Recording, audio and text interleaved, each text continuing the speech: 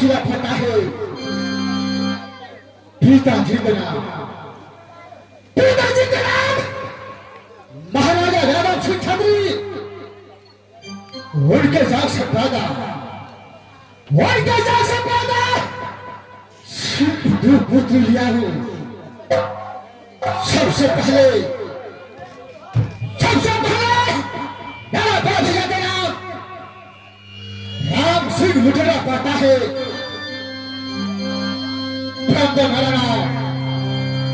मेरा नाम इस दुनिया वाले कौन नहीं जानता है। सुहो बदमाश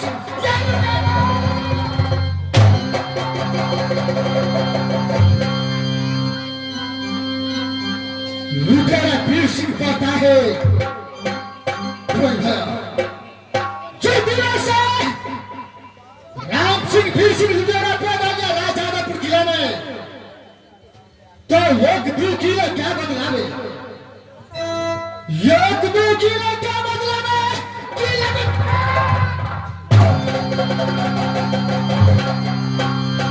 किला लूटे पूरा 50 कितना हिला कितना जिला, कितना हिला कितना जिला, कितना लूटा।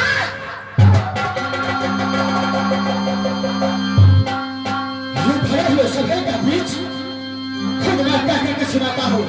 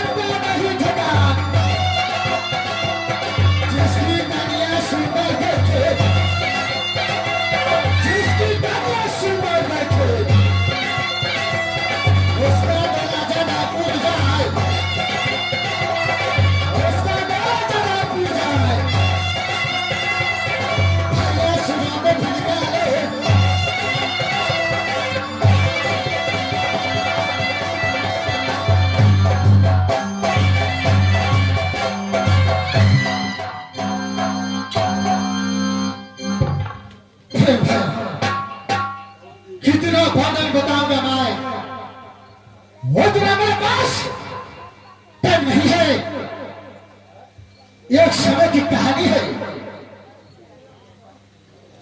दोनों भाई अपनी जानापुर किला से चलता है तो अपनी जगह शिकार खेलने के लिए। उसी समय मेरे बड़े भैया के पास एक परवाना आया। मेरा बड़ा भैया बोला, जो देखो भाई वीर सिंह, मैं शिकार खेलने के लिए नहीं जाऊंगा, क्योंकि चांदीगढ़ किला से एक परवाना आया है। भाई वीर सिंह, तुम अकेले चले जाओ शिकार खेलने के लिए, मैं यहां से ये परवाना लेकर जा रहा हूं चांदीगढ़ किला। मैंने बोला ठीक है भैया, आप यहां से चला जाइए चांदीगढ़ किला, मैं यहां से अकेला चलता हूं, किस जगह शिकार खेलेंगे।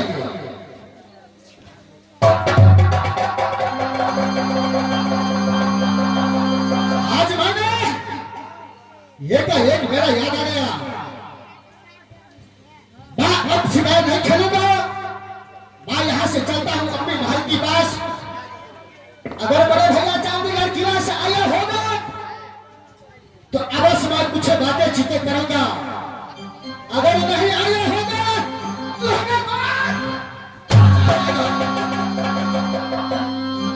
मैं सबसे पहले चलता हूं अपने महल के पास।